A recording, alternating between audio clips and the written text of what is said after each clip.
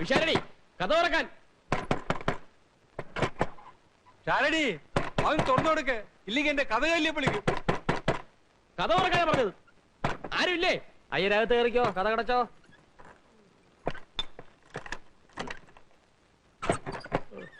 എന്ത് പണിയായി കാണിച്ചത്? ആരാ ഇത് പൂട്ടിയത്? ഞാനാ. ഓ, ഞാൻ എന്താ വല്ല മോട്ടിച്ചോണ്ട് പോകുന്ന വിചാരിച്ചോ? നീയല്ല, ഇവനാ ചിത്തിര ആനച്ചെവി. അവന്റെ വെച്ചുള്ള നോട്ടം കണ്ടോ? ആർക്ക് ഇഷ്ടപ്പെട്ടില്ലെങ്കിലും ഞാൻ വാതിൽ പൂട്ടും. രാവിലെ തുറന്നോളാം. വലിയ ഉപകാരം. അങ്ങനെയെങ്കിലും എന്തെങ്കിലും പണി ചെയ്യുന്നുണ്ടല്ലോ. ഒന്നുമല്ല PWD ഒന്ന് പിരിച്ചു വിട്ടത്.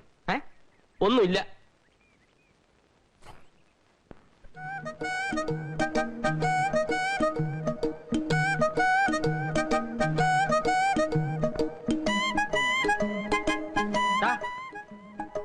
ഇങ്ങോട്ടാ.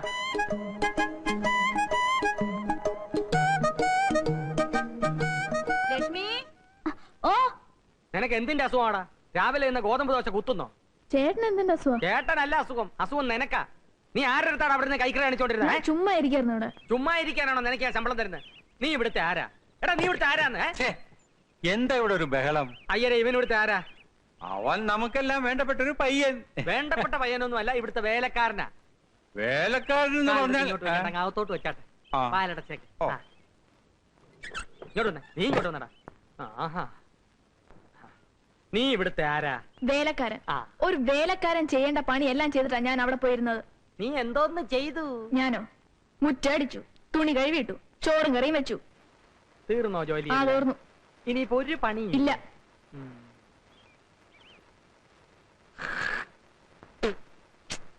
തുടക്കി. ചേട്ടൻ എന്ത് പണിയായി കാണിച്ചത്? തുപ്പി. മുറ്റത്ത് തുപ്പാമല്ലായിരുന്നോ? എനിക്കിപ്പോ ഇവിടെ തുപ്പാനാണ് തോന്നിയത്. എവിടെയാണെങ്കിലും തുപ്പുക എന്നുള്ളത് എന്റെ ജോലി, അത് തുടയ്ക്കുക എന്നുള്ളത് നിന്റെ ജോലി. കാരണം നീ ഇവിടുത്തെ വേലക്കാരനാണ്.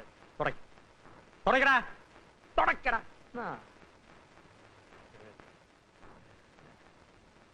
പോയി കഴുകിക്കൊണ്ടോടാ. രാവിലെ എഴുന്നേറ്റ് കുളിച്ച് ഷർട്ടിനകത്ത് കയറി നടന്നോളൂ. 10 പേര് കണ്ടാലെങ്കിലും വേലക്കാരനാണെന്ന് തോന്നണ്ടേ?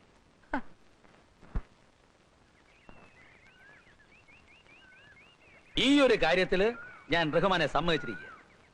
ഇത്ര ചുരുങ്ങിയ സമയത്തിനുള്ളില് ഇഷ്ടപ്പെട്ട സ്ഥലത്തേക്ക് ഒരു ട്രാൻസ്ഫർ എന്നൊക്കെ പറഞ്ഞു കഴിഞ്ഞാല് അത് ആഭ്യന്തരമന്ത്രിയുടെ ഡ്രൈവർ നമ്മൾ അലിയച്ചാരാണ് സാർ.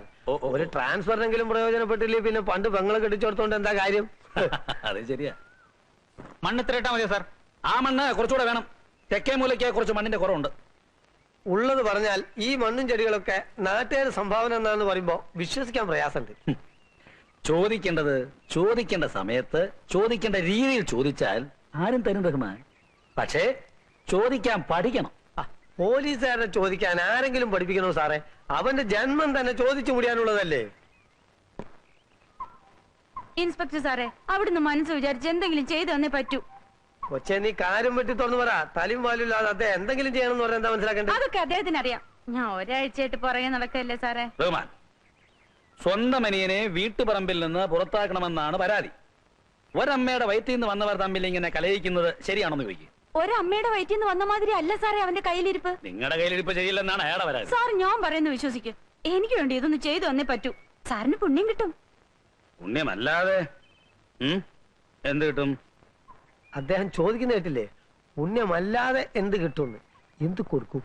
അയ്യോ, ഞങ്ങള് പാവത്തുങ്ങളാ സാറേ. ആ, ഒരു 500 രൂപ കൊണ്ടൊന്നല്ല ശരിയാകാം. അയ്യോ എന്ന് വേണമെങ്കിൽ എനിക്ക് പറയാം. പക്ഷെ ഞാനത് പറയില്ല. അത് സാറ് ചോദിക്കും. പിന്നെ നന്നായി ആലോചിച്ച് പറ.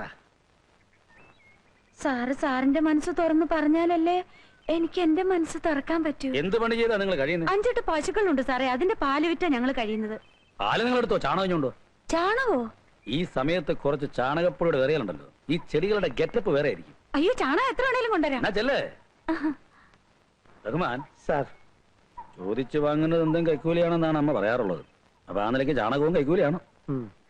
ഇപ്പോഴാണ് സാർ എനിക്കൊരു കാര്യം ബോധ്യമായത്. ചോദിക്കേണ്ടത് ചോദിക്കേണ്ട രീതിയിൽ ചോദിക്കേണ്ട സമയത്ത് ചോദിച്ചാൽ ചാണകവും കിട്ടുമെന്ന്. റഹ്മാൻ സാർ,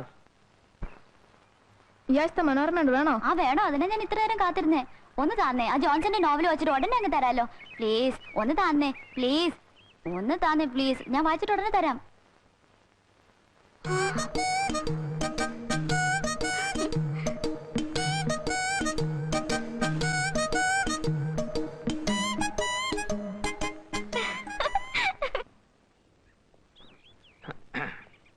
ആഹാ എവിടെ നിന്ന് കിട്ടിയ അയ്യരെ ഈ വേഷം? ഏതായാലും സംഭവം കലക്കിയിട്ടുണ്ട്. പേഷ്കാരായിരുന്നു എന്റെ ഗ്രേറ്റ് ഗ്രാൻഡ് ഫാദർ നാരായണയ്യർ. അദ്ദേഹത്തിന്റെ വേഷമാണ്. സ്റ്റഡി. നിക്ക് പേഷ്കാരുടെ വേഷം ഇട്ടാ പിന്നെ അയ്യർക്ക് ചിരി വരത്തില്ലേ? ക്യാമറയുടെ മുമ്പിൽ ചിരിക്കാൻ അല്ലേലും ഇത്തിരി ബുദ്ധിമുട്ടാണ്. ശരി, ഞങ്ങള് വാടക കുടിശ്ശിക തരാൻ പോകുന്നു എന്ന് വിചാരിക്കും. എന്നാ തന്നു എന്ന് വിചാരിക്കും. ഇത് തന്നെ തരാം, എടുത്തോ. ആ ഇനി നമുക്ക് കേൾക്കാം. വാ ഓമനക്കുട്ടനവിടെ വിളിക്കേ. ഓമനക്കുട്ടാ. ആ ദാ വരുന്നു. ആ വന്നേ വാ വാ. ആ ദാ, നീ എന്തിനാ കയറി നിൽക്കുന്നത്? മാറ്. നിന്നെ ഇന്ന് ആ വ്യത്യാസമില്ല. കാരണം ഇന്ന് അയ്യരുടെ പിറന്നാളാണ്. ജീവിതത്തിൽ ഒരു പൈസ പോലും ചെലവാക്കാത്ത അയ്യർ നമുക്ക് വാങ്ങിച്ചു തന്നതുപോലെ തന്നെ പുതിയ ഡ്രസ് അവനും വാങ്ങിച്ചു കൊടുത്തിട്ടുണ്ട്. രാമന് നിന്നു. ആ നിക്ക്. കൈ എടുക്കട്ടോ. എടുത്തു. Thank you. 2 ദിവസത്തിനാ പ്രിന്റ് തരാം. എന്താ അയ്യരെ നമ്മുടെ പ്രോഗ്രാം? നമ്മുടെ ആഘോഷം എവിടെ തുടങ്ങുന്നു? നമ്മൾ നേരെ നമ്മുടെ വാഴത്തോപ്പിലേക്ക് പോകുന്നു. ഉച്ചവരെ അവിടെ വിട്ടാൽ രാത്രി 10 മണി വരെയുള്ള പ്രോഗ്രാം ഞാൻ ഫിക്സ് ചെയ്യും. എന്റെ കൂടെ നിന്നാ മതി. ചിലരൊക്കെ എടുത്തിട്ടുണ്ടല്ലോ. അവസാനം കോട്ടും കോപ്പും ഞാൻ ഊരിക്കരുത്. ഉണ്ട്. രാമ, ഞങ്ങൾ വരാൻ എന്തായാലും രാത്രി 10 മണിയാവും. നീ ഭക്ഷണമൊക്കെ കഴിച്ച് കഥ കടച്ച് കിടന്നു. ദാ ഇതിരിക്കട്ടെ. ചെലവാക്കണ്ട. എന്തെങ്കിലും അത്യാവശ്യം വന്നാ ദാ വരുന്നു.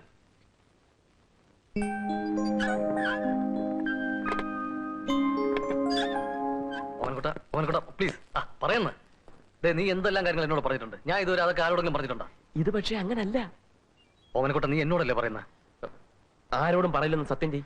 ആരോടും പറയില്ല, സത്യം പറ. അയ്യരുടെ ബർത്ത്ഡേ കൊണ്ടാടാൻ പയ്യനെ വീട്ടിലാക്കിയിട്ട് ഞങ്ങൾ വാഴത്തോപ്പിലേക്ക് പോയി. രാത്രി 10 മണി കഴിഞ്ഞ് മടങ്ങി വരാനായിരുന്നു ആദ്യത്തെ പ്ലാൻ. വാഴത്തോപ്പിൽ തകർത്തോണ്ടിരുന്നപ്പോഴാ നമ്മുടെ MD-യുടെ ഓപ്പറേഷന്റെ കാര്യം ഞാൻ ഓർത്തത്. അവരോട് കൊണ്ടാടിക്കൊള്ളാൻ പറഞ്ഞിട്ട് കൃത്യം 5 മണിക്ക് ഞാൻ വീട്ടിൽ തിരിച്ചെത്തി.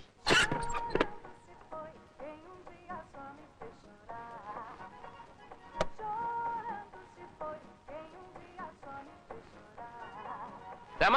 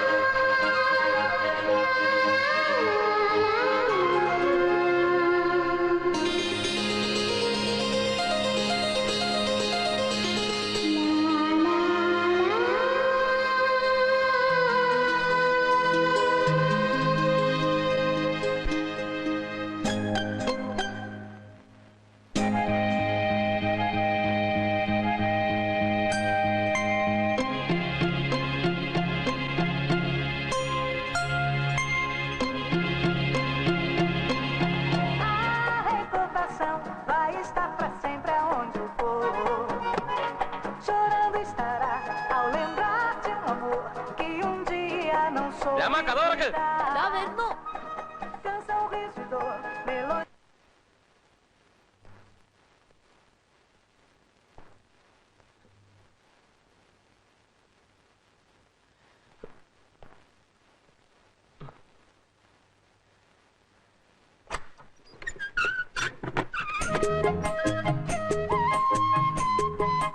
ചേട്ടൻ രാത്രി 10 മണിക്കേ വരുമെന്ന് പറഞ്ഞിട്ട് ദേ ചേട്ടൻ നല്ല വേർക്കുന്നു.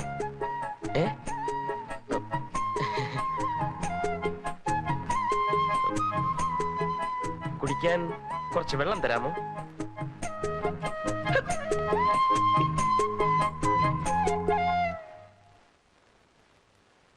നീ ബാക്കി നടന്ന കാര്യങ്ങളൂടെ പറ. അയ്യര് സംഘം ആഘോഷം കഴിഞ്ഞ് തിരിച്ചു വരുന്നതിന് മുമ്പ് ഞാൻ അറിഞ്ഞ കാര്യം അവളെ ധരിപ്പിക്കണമെന്ന് എനിക്ക് ഒരേ ടെൻഷൻ. പക്ഷെ ഒരു കാരണം ഒത്തു കിട്ടണ്ടേ? ഒടുവിൽ ഒത്തു കിട്ടി.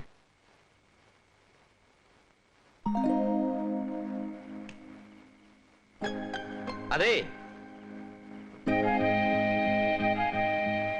പിന്നെ ലൈറ്റ് പോയി. ഒരു വിളക്ക് കിട്ടിയാൽ കൊള്ളാമായിരുന്നു. ആ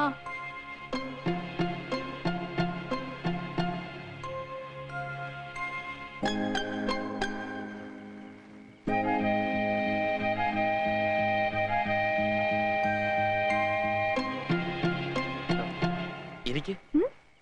ഇയാളിങ്ങോട്ട് ഇരിക്ക്. ചേട്ടൻ എന്താ എന്നെ വിളിച്ചേ? ഇയാളെന്നോ? ചേട്ടൻ അങ്ങനല്ലല്ലോ എന്നെ വിളിക്കാറ്. ഹ, ഇരിക്കടോ. അയ്യോ ഇതിന് വട്ട.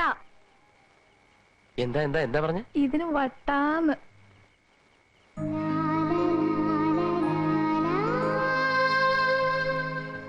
അയ്യോ എനിക്ക് പേടി എങ്ങനെ ഇരിക്കാൻ. പിശാടിച്ചോട്ട് അങ്ങനെ വന്ന എന്നെ വെച്ചേക്കല്ല. അയാളോട് പോകാൻ പറ. ചേട്ടനല്ലേ പറഞ്ഞ എല്ലാരും ഒരുപോലെ സ്നേഹിക്കണം അനുസരിക്കണം എന്നൊക്കെ? അത് അന്ന് പറഞ്ഞല്ലേ. ഇനി മുതൽ ഞാൻ പറയുന്നത് മാത്രം കേട്ടാ മതി. എന്ന് മാത്രമല്ല, അവന്മാരെ അത്ര അടുപ്പിക്കുകയും വേണ്ട.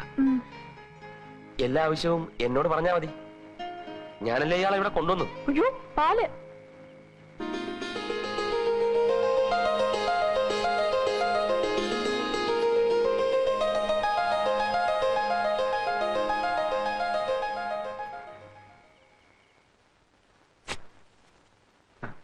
എന്തൊരു മുടിഞ്ഞ സൗഭാഗ്യമാ അവനെ കൊട്ടാ നിനക്ക് കിട്ടിയിരിക്കുന്നത്. ഒരു കൊച്ചു പെണ്ണിന് ആണിന്റെ വേഷത്തില്. ഭയങ്കര ഭാഗ്യം തന്നെ. പെണ്ണാണെന്നറിഞ്ഞിട്ടും ആണാണെന്ന് വിശ്വസിച്ചു കൂടെ കഴിയേണ്ട ഗതികേട്. ഞാൻ എന്തായാലും ഇന്ന് തുറന്ന് ചോദിക്കാൻ പോവാ. നീ ധൃതി പിടിക്കരുത്. അവിടെ ഇറങ്ങി അങ്ങ് പോവും. മുഴുവൻ സൗഭാഗ്യവും നീ അനുഭവിച്ചിട്ടേ വിടാവൂ. ചോദിക്കാതിരിക്കാൻ പറ്റുമോ? നീ ചോദിക്കുന്നതിലും അവളെ കൊണ്ട് മുഴുവൻ ഇങ്ങോട്ട് പറയിപ്പിക്കുന്നതാ ബുദ്ധി. എന്തായാലും മറ്റു രണ്ടുപേരും അവളെ കണ്ട് മുരടന്മാരാന്നേ. അന്നേ അവിടെ നീ മാക്സിമം സോഫ്റ്റ് ആയിട്ട് പെരുമാറുക. സ്നേഹം നടിക്കുക. ഈ ജോലി കാര്യങ്ങളിലൊക്കെ ഇങ്ങനെ സഹായിക്കുന്നതായിട്ട് പെരുമാറുക. പിന്നെ ഈ വിഷമങ്ങളൊക്കെ ഇങ്ങനെ പങ്കിടുന്നതായിട്ട് ഭാവിക്കുക. ഒടുവില് അവളുടെ മുഴുവൻ സൗഭാഗ്യങ്ങളും അവൾ നിനക്ക് നൽകും. ശ്രീനി, സാർ ഇപ്പൊ വരാം.